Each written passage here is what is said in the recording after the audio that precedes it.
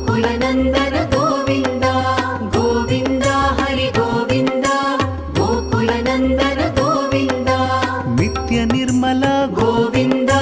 मिलमेघ श्याम गोविन्द पुराण पुरुष गोविन्द पुण्डरीकाक्ष गोविन्द गोविन्द हरि गोविन्द गोकुलनन्दन गोविन्द गोविन्द हरि गोविन्द